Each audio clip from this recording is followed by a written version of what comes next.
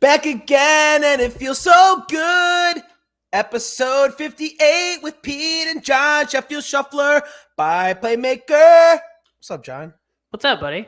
You like my high notes? Did you sing in high school? I was in chorus in 5th grade. I was in bass chorus in high school.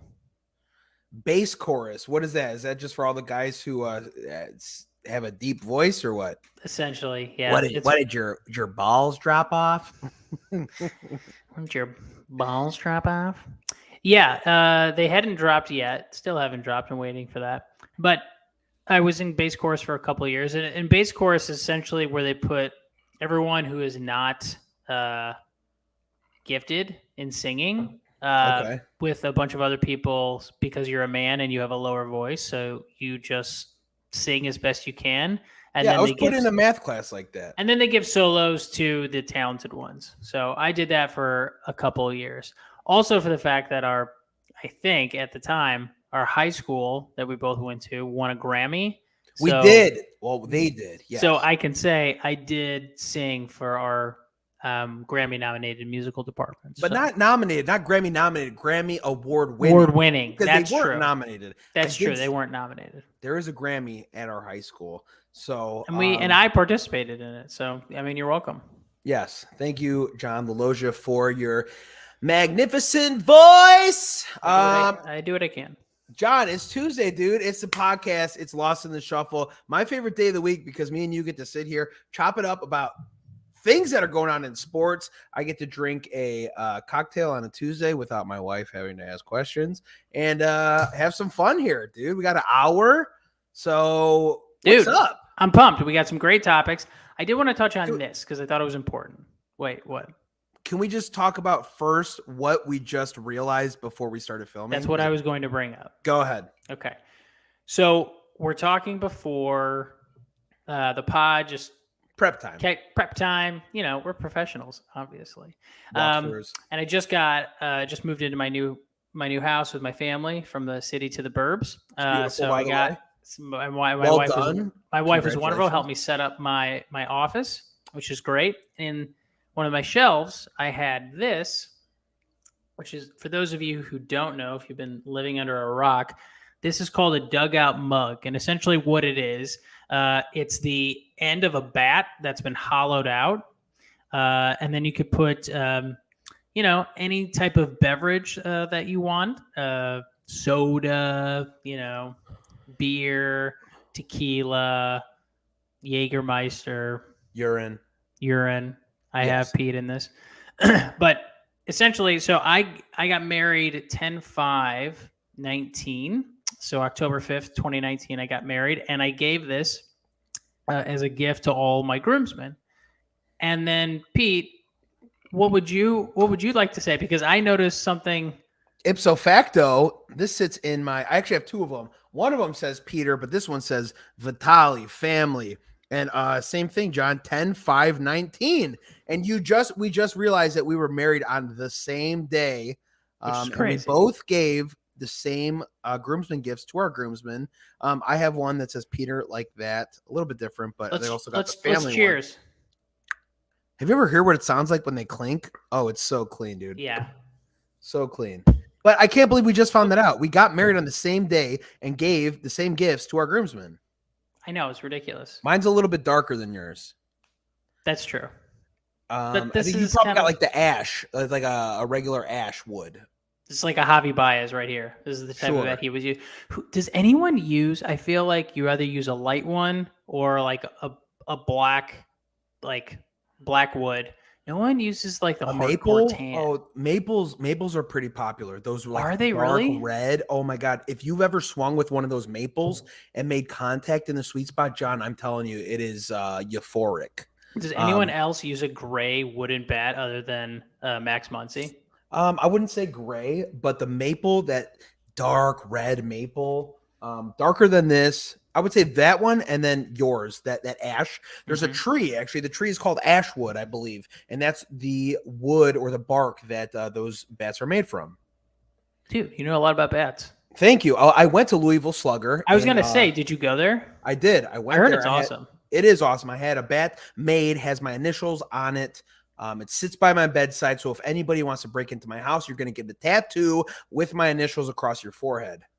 So another gift that I got as a groomsman for one of my friends, a guy who played on our high school baseball team, Brian Magnus. Shout out to Mags. He gave me all his groomsmen a full Louisville Slugger bat, which is incredible. A full one. I wish I had it. It's in my closet. But were you in his wedding? I was. Yeah, I was a groomsman. You guys are pretty close. Yeah, we grew up together. He lived right behind me growing up. So like my introduction to baseball was him and his brother, and we would play in our backyards all the time, in the street, home run derby, all that stuff. We actually played this amazing game that if he's listening, he will absolutely love this because What? Does he listen? He says he does. He could just be. Now's the time we're gonna test him. But we used to play this game called sliding bases, where we'd have sleepovers. We'd have like a mattress in the basement, and then we put sleeping bags on top. And then his brother, and usually his brother's friends, would have like a ball, and we'd have to sprint and slide into home base to beat the throw. Of course. And then we'd be doing. What a bunch of fucking nerds. We're like doing this until like 1, 2 in the morning with like Baseball Tonight on with like early Tim Kirchin and Jeff Brantley and Harold Reynolds before he got excommunicated from ESPN. He's still there now, though, but yeah. Yeah. Not at ESPN, MLB Network. MLB Network, yeah. Right. But yeah, those are some good times. But yeah, I have a full bat from him too. So apparently it's a very popular groomsman gift, but it's pretty sweet. Bottom line, me and John just found out we were married on this same day to two of the best women. Did you get married in Philly? I did, yes. Okay. I got married here. Chicago. Yeah.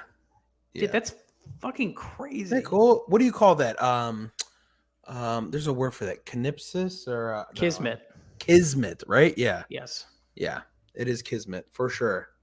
Stars aligning. John, what do we got today? We had an exciting week of sports going on, right? We got a lot of stuff going on. I wanted to bring this up. So I'm listening to sports talk radio, as I do if I have some free time during the day, just have it on the background. John, by the way, is my mic coming in okay? You're hearing me good? Yeah. Nice and crisp and clean. I had a show earlier, and it was not that good. So just want to double check.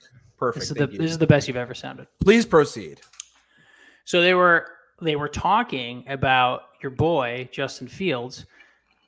The Chicago sports talk radio with the Bears is just hilarious because why? It's because it's painful for them.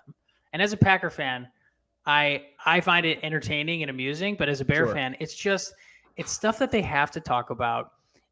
And it's as if you have to talk about something that is not enjoyable and you know how it's going to end. Like going to the dentist. Essentially, yeah. Knowing that you're like, I'm going to have some cavities. Yep. And so they're talking, and basically what they've like this reporter who was like down in Bourbonnais and for training camp, and they're talking, and he's like, yeah, the problem with Justin Fields and why people aren't getting excited about him is because usually you'll see Rodgers or another quarterback like Mahomes do something amazing during training camp, like an amazing play or throw, and the social media team is on it. They're quick and they cut it and they just pop it up on Twitter or their own Twitter or Instagram. And he goes, Justin Fields really hasn't been providing the Bears social media team any opportunities. Yeah. I saw one thing that I texted you the other day. He's in the pocket and he just completely overthrows a wide open Bears receiver in the corner. No one was within 15 yards of him, and he just completely overthrows it.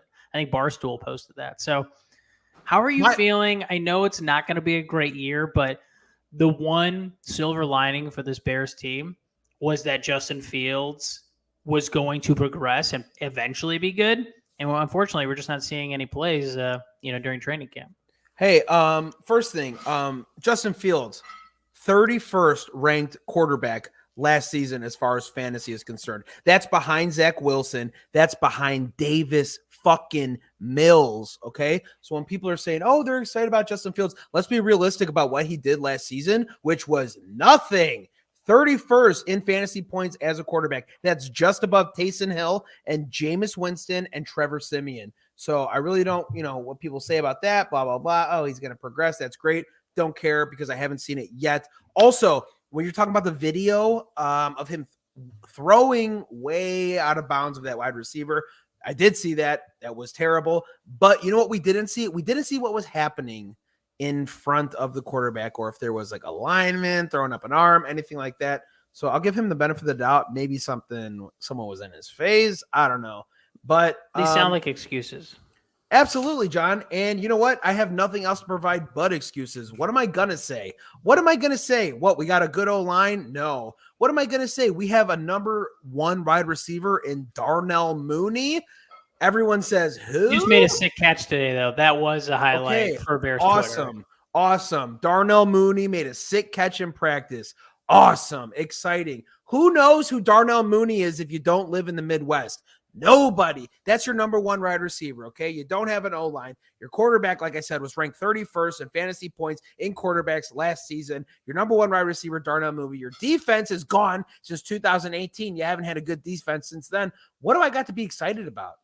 Well, you should be excited that Roquan Smith wants a trade for the Bears. Get out. So people are trying to leave the city of Chicago. The stadium, they don't even want to stay there. They're trying to leave to Arlington Heights. The stadium doesn't want to be there. Our linebackers don't want to be there. So it's very dismal outcome for the season. You could be, it's like if you're like a little second grader and you're excited that school's going to start, but you know you're going to get your ass kicked every day. You see the bully like working out in his gym and you're like, holy shit, I'm going to get my ass kicked every day. It's kind of like that. I feel you. He posted this, I think I can share. He posted this long, basically this long tribute to, can we see that? Can you see this? I see it on my end. I'm going to add it to the stream right there. Cool. Yeah. So basically, he, in his notes section, drafted this long thing, and Ian Rappaport tweeted this out saying, oh, he wants to be a Bear, but, of all the greats, Singletary, Briggs, Urlacher, Butkus, I don't think he's quite in that category. But unfortunately, the front office regime doesn't value me here. Blah, blah, blah. Same old sad story. We've heard it a million times. Now, to his defense, the McCaskies do suck. And unfortunately, this franchise is going to flounder until they retain ownership. And that's really the saddest part about it is you have an ownership that is incompetent and may or may not really want to win. Also, the fact that they're even entertaining this idea to going out to Arlington Heights is a travesty. That would be so embarrassing. Why, John? As a Packers fan, why do you have any say in this? Tell me why. I have no say. I'm just saying, if I was a Bears fan, I would want new ownership, obviously, which every Bears fan wants. But I would certainly want to be in. I certainly would want to be in Chicago. Okay, and I feel like it's a bad franchise. They're making all the wrong moves. They've made poor moves literally our entire lives. They've never made a good move. I don't think they draft. Give me your experience when you're going to a Bears game. Okay, you wake up at 6 or 7 a.m. Give me the walkthrough of your experience when you go to Soldier Field. I've been to many Packers games, and it's fun. You go to the parking lot, you tailgate, and it's great. And then you enjoy the game, and usually it's a Bears loss, and I'm pretty happy. And then you come back, you maybe tailgate a little bit more in the parking lot, and then you go home. No. You skipped over a whole bunch, John. Okay? What? The part where you guys lose? No. The part where it's impossible to get out of, okay? It's against the lake. There's no transportation coming in or outside of there. You have to walk 1.5 miles to the red line if you want to take public transportation. There's no Ubers coming in or out. There is no good way in and outside that stadium. Whether you go to a Bears game, whether you go to a Dave Matthews concert, it's a fucking shit show. It is located in a terrible part of the city. It's great that it's on the lake, and that's cool, and that's awesome. But logistically getting in and out of there is said for Wrigley. Wrigley is so hard. Wrigley is such a great place to watch a game, and it's so hard to get. The red line is right there. You can literally walk out, and 10 yards outside is a red line. You can walk to Belmont. 40, 50, 60, 70 yards is Belmont. You can go to another red line station. Dude, I'm surprised as a Bear fan that you are okay with having your team leave the city that they're in. You don't care? The experience that I have at Soldier Field fucking sucks, dude. It fucking sucks. There's no good way to get in and out of there. You can't park. You got to walk miles. It's no good. It's no fucking good. Come up with a better way to have a better fan experience, and I'll be for it. All right. I mean, I'm surprised. I mean, it's cool. The tailgating is cool, but coming and leaving from the game. What about all the people that live in the city? They don't give a shit about people that live in the city. I don't give a fuck. That's a lot of people. As you should. That's a lot of people. Them. Who cares?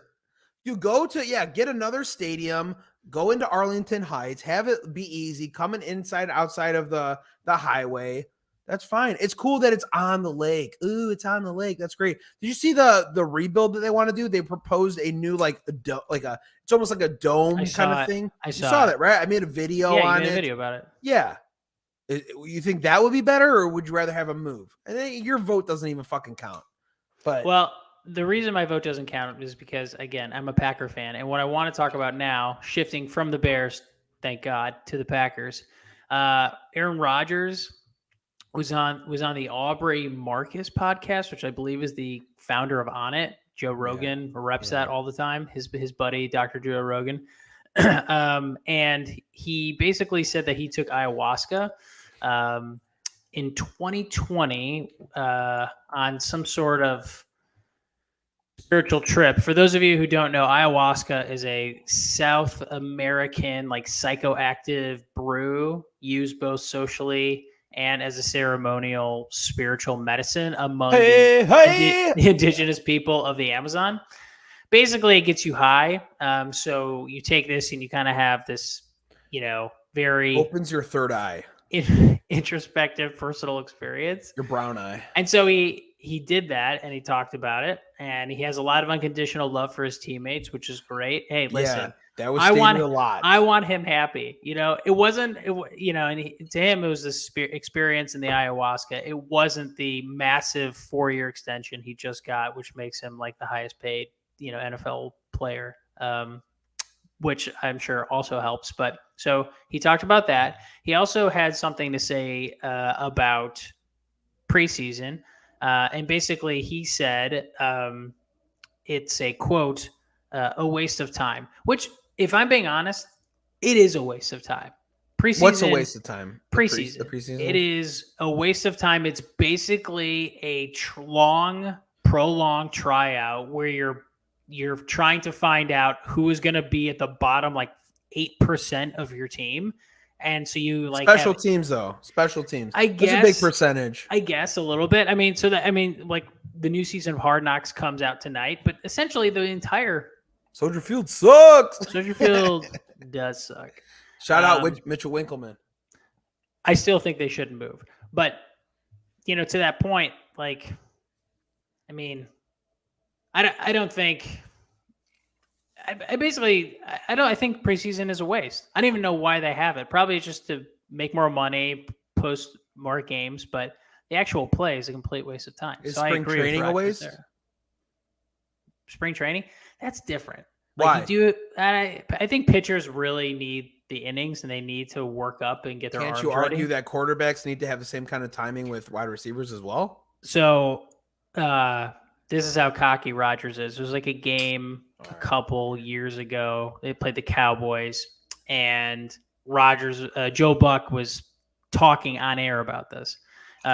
And Rodgers was out on the field, and he was just kind of walking around, talking to Randall Cobb, and wasn't really warming up. And he's like, Aaron, don't you have to stretch or warm up?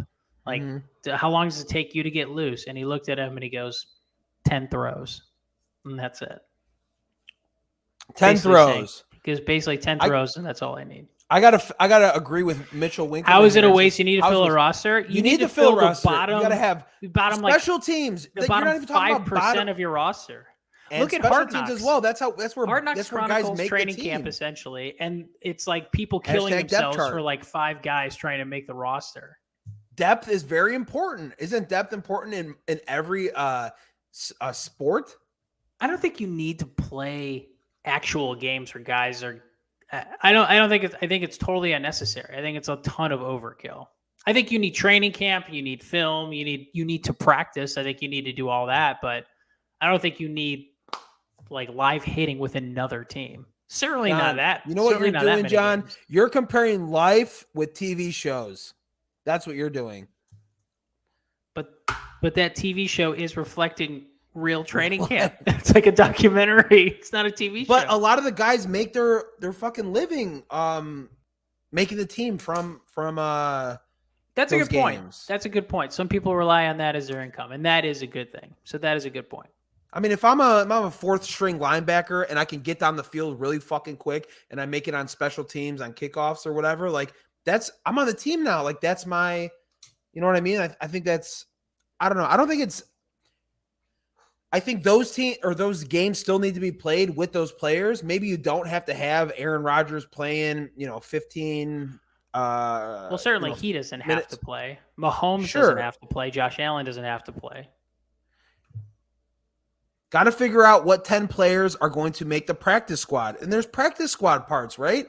Who's going to give our players a good look? Who's busting their ass to give Aaron Rodgers a good look when he comes into Midway and plays the Bears and throws what, 4 touchdowns? Yeah. Sorry, I couldn't even finish that. Were you? Let me ask you something. I was at the I Own You game. Did you take offense to that? No, it was just like a cock slap in the face. It was like, you take it. You don't understand. What am I going to say? No, you're wrong. I mean, yeah, it's insulting, but the guy, I mean, what am I going to do? He does. He's not wrong. You know what I mean? I know. What am I going to do? It's going to be great for you. And then in a couple of years, the Bears are going to be awesome. So you should be excited. No one's this bad for this long. Yeah. The Cubs have entered the chat. Yeah, so I don't know. Also, I'm more excited for the Eagles, honestly, because I am a part-time Eagles fan. I feel like you've totally given up on all Chicago, and you fully transitioned over to Philly. You're like, I'm now a Phillies fan. I'm now an Eagles fan, which is awesome. You live in a new city, you should do that. Thank you. Yeah, it's exciting. I've been Bears and Cubs my whole life. Then I move out here after 33 years, and it's very. Yo, go Birds. Yo, get a coffee at Wawa, go Birds. And then the Phillies have Castellanos, who's a former Cub. Dude, the Phillies are awesome. What a fun team to root for. I totally understand why you want to hop on that bandwagon. There's so many great players on that team. And they're gear, John. And they're fun. I like, the aesthetic. So their gear is really nice. The maroon, the baby blue. Dude, good stuff. Speaking of the Phillies, dude, did you hear what was Pete Rose on their broadcast the other night? Yes, cock-high fastball. And then he said, no shit. Holy shit. He's never getting asked back. Who decided, hey, that was a good idea? Who said, let's put Pete Rose on the air and not have a 7-second delay? Who's currently being investigated for, predatory behavior on a minor, too? He's in a ton of trouble. Why would they have him on right now? John, how about his quote? That was 55 years ago, baby. Yeah. To be 55 years, babe. Yeah. So kind of being misogynistic too, to be that thing. Don't worry about it, babe. Yeah. What a colossal mistake by the Phillies. Phillies best hats logos are phenomenal. That is 100% for sure true. Especially the throwbacks. Some of those, they've been awesome. Oh, I got all of them. I know Mitchell's you have absolutely all of them. Yeah, I got the bell, I got the P, I got all that good stuff. Yeah, some of their spring training Liberty Bell hats are incredible. They got postponed today, though. Actually, they got postponed with the Marlins today, so they won't be playing. Yeah, that's okay. So, want to go merge to baseball here. So, I saw this live. I'm going to share this. Can you share this on the stream? Yeah, if it pops up at the bottom, I can share it like you did last time. Okay, let me share this. I saw this live, and it was captivating to watch live. All right, so essentially today, this you see it? Yeah. So this little leaguer, I think it's a backup breaking ball. This little leaguer gets smoked in the head. Okay, so it's Little League, World Series, Southwest region, and Regionals. This kid gets hit in the head, And this kid who gets hit in the head is on first base. He goes to the pitcher's mound and gives the pitcher a hug who's crying because he feels terrible that he hit this kid in the head, obviously not on purpose. And he's just like inconsolable. He feels terrible. The coach is out there. The teammates are around him. And he goes out there and gives him a hug. Like, Can I argue something here, John? Go ahead. First, I want to say, what's good, fellas? Great show and great setup. The ACS universe, appreciate it. Thank you so much for watching. We appreciate it. John, also, I watched this live. He was not crying as soon as he hit this guy in the head, okay? They had a 3-0 lead, and then he got bases loaded when he whacked this guy in the fucking face. Are you serious? And then he started crying after. So I didn't know that. I thought that was right after. So I'm wondering, I'm like, is he crying because he hit the guy in the face? Because he wasn't crying right off the bat. He was kind of hanging off by the mound and whatever. And he was on the ground for a long time. And then he started crying. He got pulled from the game. So I was wondering if he got pulled because he was crying because he hit him, or cried because he's got bases loaded now. And now these runners are all coming in and it's going to be tied 4-4. So that's kind of what I was thinking. That's very interesting context. And that's very, very helpful to know. So I think what we're trying to figure out here is it good sportsmanship for that kid to go over there and say, hey, it's okay, and console him? Or do you think, hey, you stay at first base and you let the pitcher kind of deal with it since he's on the opposing team? Oh, no. At this level, I think that's great. I mean, that kid I think it's great too. Kid. Yeah. Great parenting that he comes over and hugs him. I don't know what the pitcher's not initiatives or what his kind of why he was crying, whether he hit him or whatever. Kids get emotional, man. Sometimes kids just cry. Like, people forget, sure. Little League is what, 10, 11, 12? Yeah. So, I mean, that's super young. And I think at this point, because people on Twitter were like, oh, this is poor sportsmanship. You got to like... Who said this is poor sportsmanship? Dude, I think it was Dave Portnoy. How can you say this is poor sportsmanship? Dude, I'm not... Are you serious? I'm almost positive. What is going on here that you would say that is poor sportsmanship? I swear to God, I think I saw it. Oh, yeah. You see this? What does he say? It's right here. This isn't good. Read it, John, because it's very small for me. This isn't good sportsmanship. It's dumb. You got this kid on the ropes and he's rattled. Trip to Williamsport on the line. You can play patty cakes after. As far as the pitcher goes, that's your play. Dude, you seen this guy fucking run. Dave Portnoy's a fucking idiot. No, that's a good... You parented this kid to go and obviously he's rattled. He went to go and hug him. That's a great job on this kid's part. You're in the Little League World Series. That's great. He hugged him. How would you say that's poor sportsmanship? I agree. I think at this level, kids are still developing, not just in a baseball sense, but like emotionally. There's a lot of pressure. There's a lot of, there's a lot of emotions. That they kid on the ropes and he's rattled. Dude, that's so dumb. That's just like clickbait content. That's so dumb, dude. There's no way that he can believe that and say that's bad sportsmanship. Well, we're talking about it, so I think he did what he wanted to do. Yeah. Those fucking boners over at Stool Sports. Anywho. Yeah, that's what I want to talk about. So I'm glad. I was I wasn't sure if you were gonna. I thought you might be siding with Barstool there. Mitchell says he didn't say poor sportsmanship. He said the kid is soft. Okay, well, I don't know many hard... He said this isn't good sportsmanship. So he did say that. Yeah, I just showed it. So yeah, Mitchell, he did say this is poor sportsmanship. He said this isn't good sportsmanship. Yes, which is saying this is bad sportsmanship. He said it's dumb. Yeah. That's stupid. If that's your take, honestly, I don't see how you can hit someone in the face and then you can console the guy who hit you in the face and say that's bad sportsmanship. He's 10. He's 10. If you're in high school, that's different. You know what I mean? You're in high school. You don't go over there. You don't console them. It's a game. I still don't think so in high school. I think until you get to the pros, until that's your job. Oh man, I don't think that's. I feel like in high school, you don't. You certainly don't go over and give him a hug.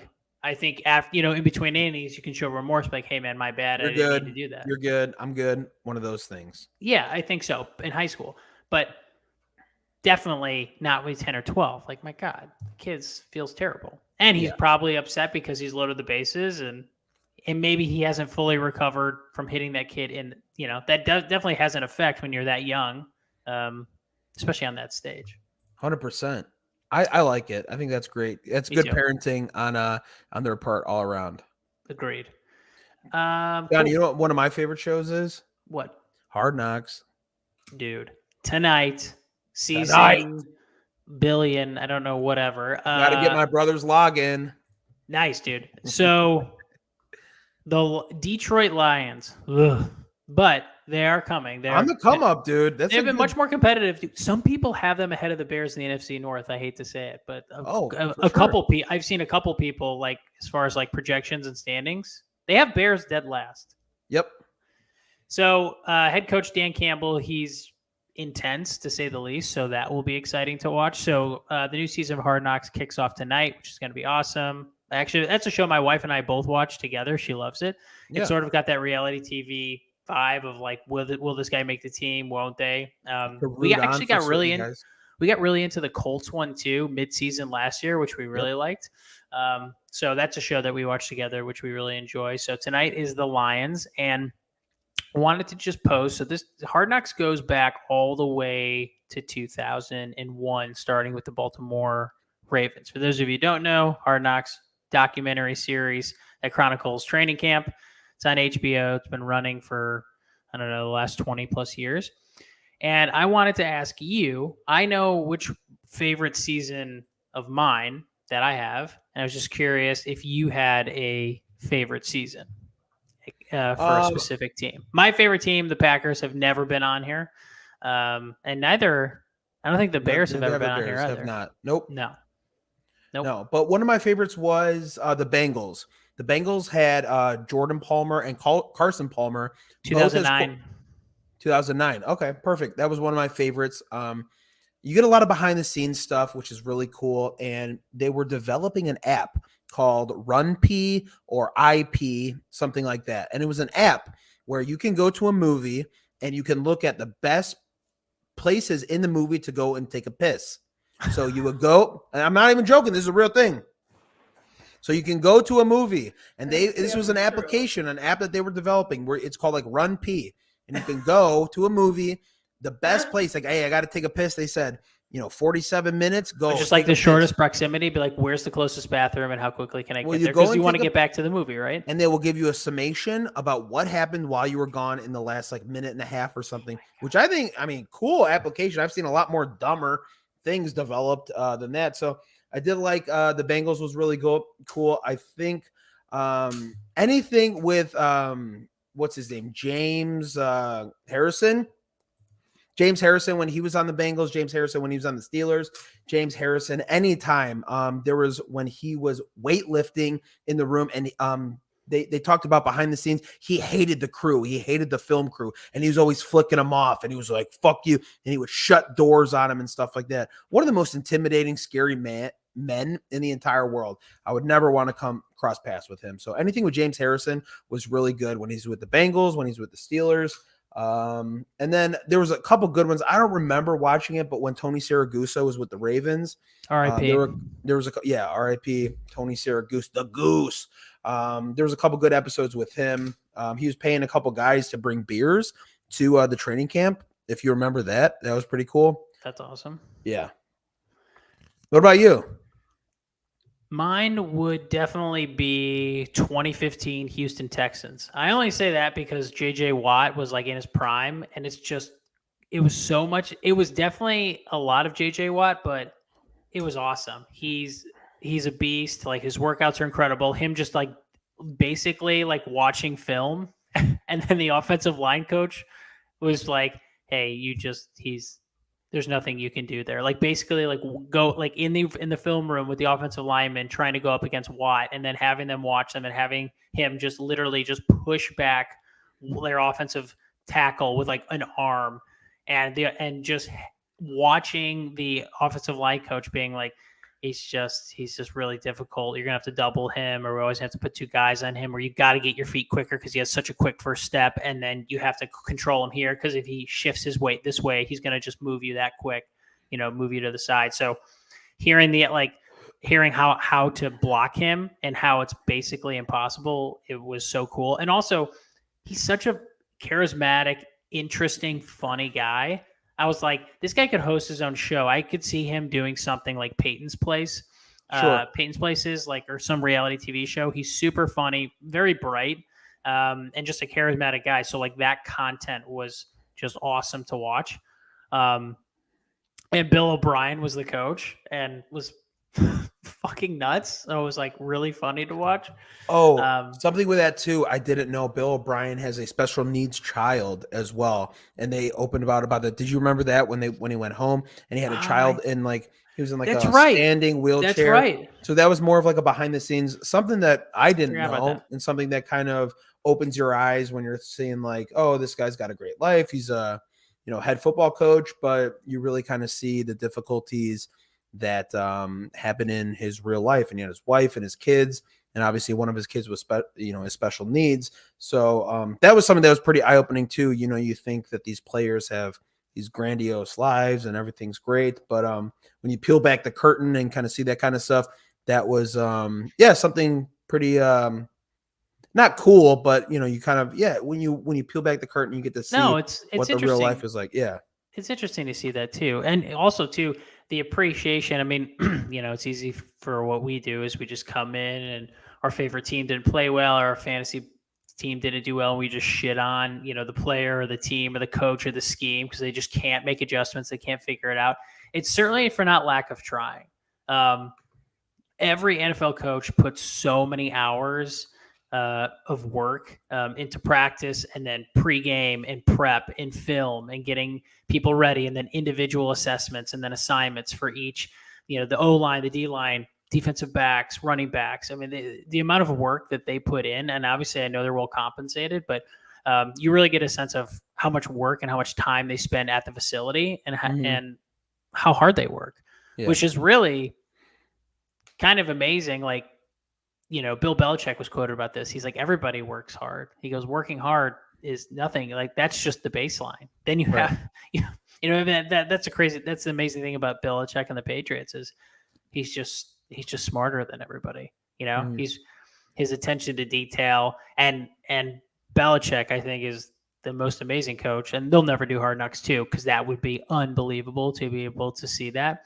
I don't think he would allow them in. No, of course not. He would never do it. But it would be fascinating to see, to be the tells and how he's able to make adjustments. The Patriots have been so successful throughout the last 20 plus years is because their ability to make adjustments. I remember I was watching the 2014, the Super Bowl, when they beat the Legion of Boom, the Seattle Seahawks. Obviously that interception with Malcolm Butler at the goal line, but basically Josh McDaniel explained that Belichick noticed something, that they looked at their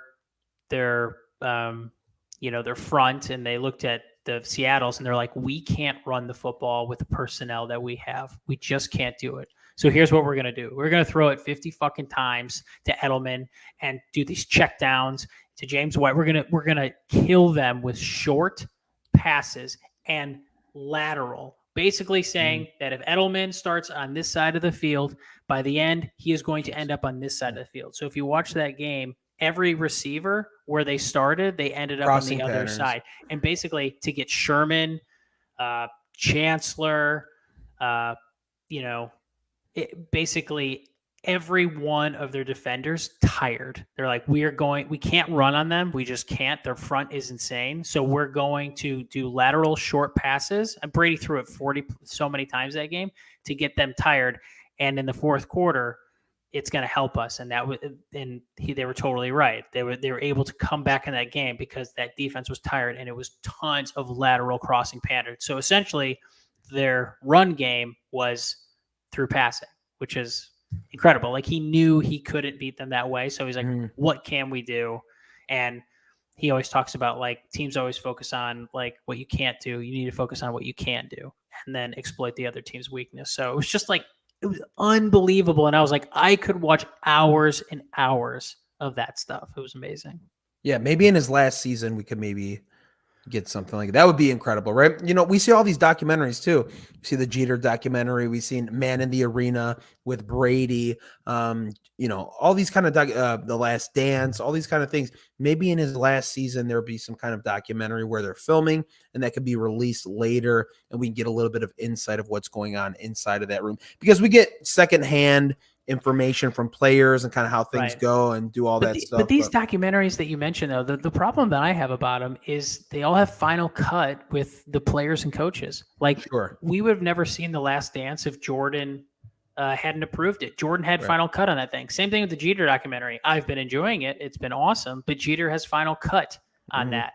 Ken Burns, the famous documentarian, was asked about The Last Dance. Like, oh, my God, it's incredible. This, you know, huge series on the Chicago Bulls, never before seen footage. Like, I'm sure you would have loved to do that. And he said, hell no. He goes, I would never agree to do a documentary with the main subject of my movie had final cut. He goes, I would never do that because there's so much stuff we're missing. I mean, that would get left Jordan let you see what he wanted you to see. I'm sure he was a much bigger asshole than that by a million. That was nothing compared to the things that he probably said during practice to players and coaches. So, but yeah, super pumped about Hard Knocks. I want to touch on the Cubs-Reds Field of Dreams game. Field of Dreams. I just wanted to touch on these because I saw it on social media, and then I literally turned to my wife and I was like, I think I really want this jersey. Can we see this here? Which one would you want? They're both awesome. I like the Reds hat better, but I like the Cubs jersey more. Oh. Do you know they were originally called the Cincinnati Red Legs? Red Legs. I actually learned that from the movie 8 Men Out. It's like a late 1980s John Sayles movie, and it chronicles the Black Sox cheating. Yes, when they threw the World Series. So I remember they're like, you know, Chicago White Sox 4, Cincinnati Red Legs 10. But those are awesome. I like the hats. The jerseys, I don't think they're anything special. Just kind of just for me. I think the Cubs jerseys are sweet. I mean, just for me. I mean, last year it was really hard to top those White Sox jerseys. Those were incredible. Yeah, the hats are cool. I like the Cubs hats. Jerseys. I've seen that hat before, though. Yeah, I mean, the jerseys just don't do anything for me, if I'm being honest. What? Dude, you're crazy. I thought their jerseys were sweet. So have you seen the Jeter documentary or no? Have not. Still haven't watched it yet. I haven't had time. I was traveling, dude. I was in Miami this weekend, and then I just got back. I know you're a big shot, and I know playmakers, rolling out the red carpet for you. We're all impressed, but fucking start watching those episodes. It's ESPN Plus. There's a total of 7. So the 7th episode comes out this Thursday. It's the 7th and final one. It's all on ESPN Plus. So get to it because I want to talk about it. Speaking of this, I wanted to chat about, so there's been talk about Major League Baseball getting another expansion team. Mm-hmm. And I wanted to ask you, which city might be a good spot for a expansion team? I have a list here. For me, the number one would be Vegas. I think that's your biggest draw. I really don't give a shit about anything in Tennessee. I really don't care about anything in Canada. Carolinas, Oregon, Portland, please, dude. You're going to get fucking mugged. Nobody gives a shit about that. I don't need another Texas team. Definitely not Texas. I think North Carolina or Vegas. Yeah, I think Vegas is going to be your biggest draw, especially with all the sports gambling stuff. That's going to be the biggest play. That would make the most sense. Get a nice dome. That would make the most sense for me. Move the A's out there. Nobody's going to Oakland to watch the A's. They're just hanging around.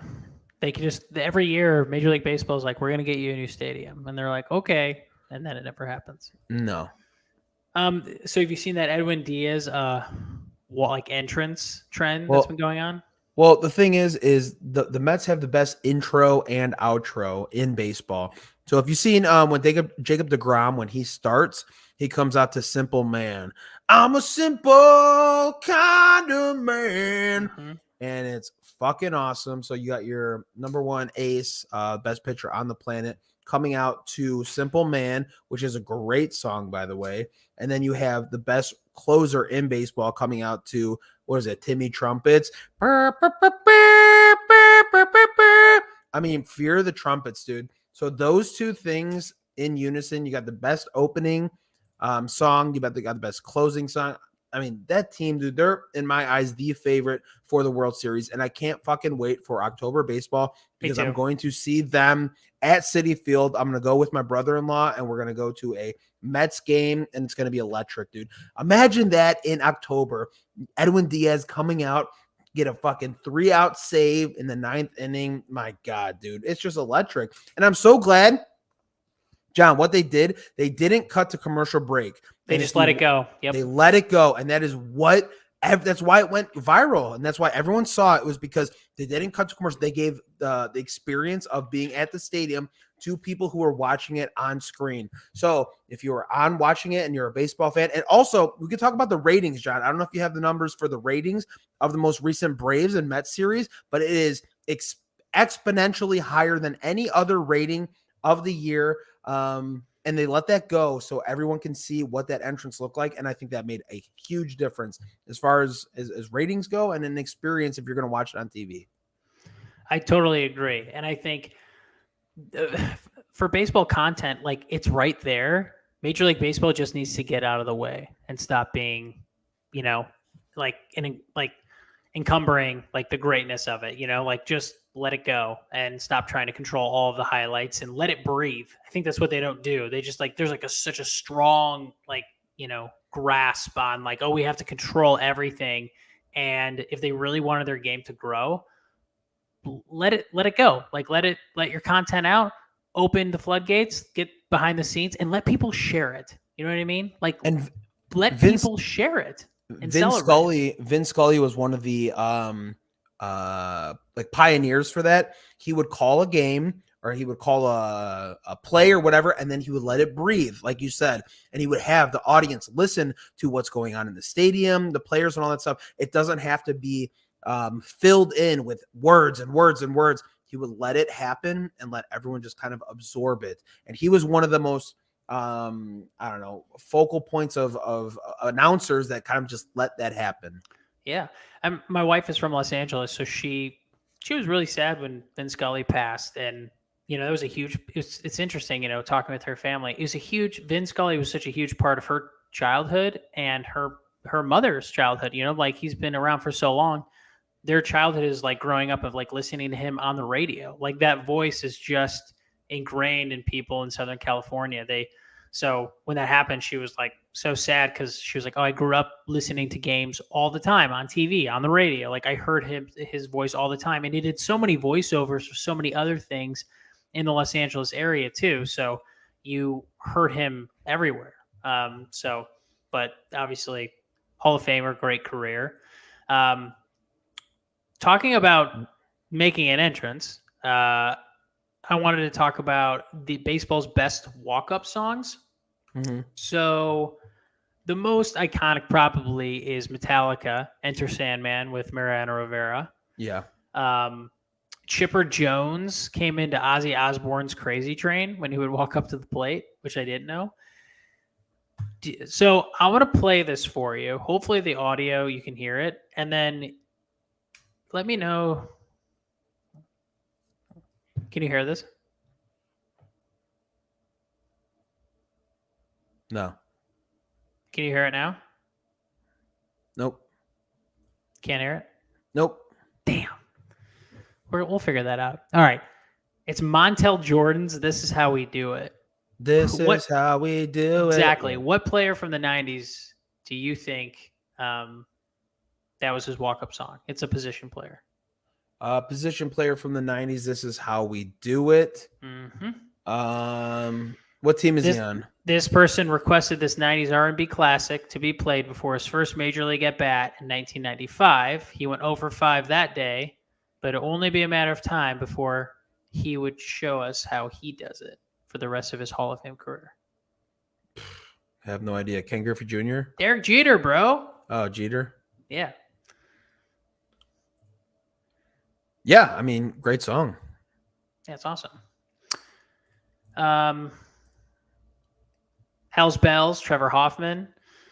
They put Ricky Wild Thing Vaughn in here from Major League. Lance Berkman came into Johnny Cash's "God gonna cut you down," which is hilarious. Randy Johnson came into "Welcome to the Jungle" from Guns How about this one? Bobby Jenks, POD. Here comes the boom! Oh, dude, here comes the boom! Ready or not? Great call, Mitchell Winkleman. Nice job, Bobby Jenks, dude. Ultimate closer, dude. Fat boy, country fried eating chicken, motherfucker. POD boom. I love it. David Ortiz, of course, came into Notorious B.I.G., Big Papa. Yeah. What else? Bryce Harper comes into Flower by Moby, which I would not think. Manny Machado comes into Humble by Kendrick Lamar, which is hilarious because Manny Machado isn't humble at least all. Humble person. So you saw hilarious. His quote, right? They asked him if he was worried about the Dodgers, and he said, "No, because I'm fucking Manny Machado." I fucking hate that guy. Yeah. Also, honestly. Manny Machado is dumb as shit. You remember during the World Series where he didn't run to first base and stepped on that guy's foot, and they're like, "Hey, what are you doing?" He's like, dude, like, don't get on my case. I'm not Johnny Hustle. It's like, well, you're in the World Series. John, can I tell you who I took a piss next to in LA at the airport? Yes, because then I want to tell you who I took a piss next to when I was like 14, but it was a former NBA basketball player. Go ahead. Yonder Alonso. I was at the airport leaving the home run derby and the All-Star game. And I was in the bathroom at LAX, and I'm in the bathroom and I'm walking in to go catch my flight. It's big dude, and I watch MLB Network all the time. Dude, he's this big dude. He's got a nice haircut. And he's standing there, and I'm like, that's fucking Yonder Alonso, dude. By the way, that's why I brought that up, because he is married to Machado's sister. So that's why. Okay. So I'm sitting there, and I'm taking a piss, and I was like, I wanted to be like, man, if I woke up and knew I was going to piss next to my favorite MLB Network, whatever, but I didn't. So I washed my hands, and I went outside, and he was standing in line to get like some food or something. And I just tapped him, and I was like, Yonder. Turned around and I was just like, man, you're killing that MLB Network. He was like, thanks, man, thanks. But yeah, didn't see his balls, but I'm sure they were huge. So, and then you're like, hey, you want to come on my podcast? And he's like, no. And then he took a look at your hog and he was like, you know what? I think I will come on that. Right, exactly. He will be our guest next week, which is going to be awesome. And he'll be here with Manny Machado's sister, who he is married to. Dude, fuck Manny Machado. He sucks. Not a fan of him. Well, he doesn't suck. He's a good player, but he sucks as a person. 100%. Yeah, man. That is kind of all the topics that I kind of wanted to prepared for us, yeah. That I kind of wanted to talk about. John killed it today. John had a great lineup for all the topics today. I appreciate it. Of course, man. Dude, where are you going in your next venture for Playmaker? Where are they sending you next? I was just in Miami. So I was in Miami last weekend, met the team, got to talk to all the guys. So talk to me about it. How was it? Yeah, it was cool. I went to the office. Your headquarters are in Miami? Yeah, I think it's like Deerfield something. So Not too far. But we did get to go to the Miami Pro, which is a tournament for pro athletes and like guys who played overseas and stuff. Mm-hmm. So I got to see Austin Rivers, Austin Rivers in the NBA. Sure. He plays for the Nuggets, I believe. Mm-hmm. His father, obviously NBA coach. I think he coaches the 76ers, right? Mm-hmm. Yeah. So we went to this Miami Pro. Electric, dude. The energy was electric because it wasn't like an NBA game. So it was like constant like sound effects. It was like frr, frr, frr. They had an MC. The guy was like, yo, that's your what did he say for Austin Rivers? That's your daddy's son, or your daddy's boy, stuff like that. And they just like every time they'd make a three, it was like gunshots. Like it was really cool. It was in Miami-Dade County, John. I felt a little kind of sketch. It was I felt perfectly fine, but Miami-Dade County is where Kimbo Slice is from. Dude, what was that game on? I think it was N64 called NBA Street. Sure, yes. Do you remember that? Yeah, I remember like NFL Street. You like hit each other and all that kind of stuff. Yeah. Was it like that, but inside? No, it was all, it was like a rec league, but there was like NBA players there and like That's guys awesome, who played dude. overseas. So yeah, really cool. And this week, actually tomorrow, Wednesday, Thursday, James Harden is going to be there. And this guy, Bam something. I'm not too familiar with NBA, but Bam something. He's going to be there, but James Harden's going to play. They have like playoffs this week. So if you watch that on Caffeine, if you download the Caffeine app, you can watch all the Miami Pro stuff going on here. That's sponsored by Playmaker. We would appreciate if you downloaded a Caffeine app and watch that, because there's a lot of exciting basketball going on, and it's a different atmosphere. It's not like NBA stuff. Like I said, they got like an MC, they got sound effects going off. So it was really cool. And I got to be right next to like some NBA players. So it was really nice. That's incredible, dude. That's amazing. Yeah. It's amazing. But I think, we think we just need to get through these dog days of August. But I think NFL's coming up. I just joined. There was a guy in my neighborhood put a sign out in his yard being like, hey, if you're a resident of this neighborhood, you want to join our fantasy football No league? way. So I was like, fuck it. Yeah. He so put a sign out front? Really? Yeah. So my wife was like, you got to do it. Like, we need to, like, this is a great way to make some friends, right? Meet new people in the neighborhood. I was like, all right, fine. I hope they're cool. Yeah. So I texted him, and so we got to get a roundup on that and see kind of how it went. What happens if they listen to this podcast, though? Doubt it. I mean, they probably do. Let's be real. Sure. I'm sure they're listening. All right, John. Well, I think that's everything for today, correct? Yeah, man. Do you have anything else? I don't. You had a great lineup for us today, and that's like at 56 minutes. That's a full hour for us to cover everything that happened in sports this week. Hell yeah, man. Dude, let me know your next. Hopefully, we'll be back next week. You're not going anywhere out of town, right? No, I should be here. Okay, cool. Yeah. Watch that Jeter documentary, because I want to talk about it. And I love Derek Jeter. He's like my favorite player of all time. Dude, it's really no excuse for awesome. Me to watch it. You got to watch it. I get it. All right, guys. Well, hey, thanks for watching. This has been episode 58 of Lost in the Shuffle. Pete and John, sponsored by Playmaker. Thank you guys for watching. John will be back next Tuesday, right? Absolutely. Thanks for watching, everyone. Appreciate it. All right, guys.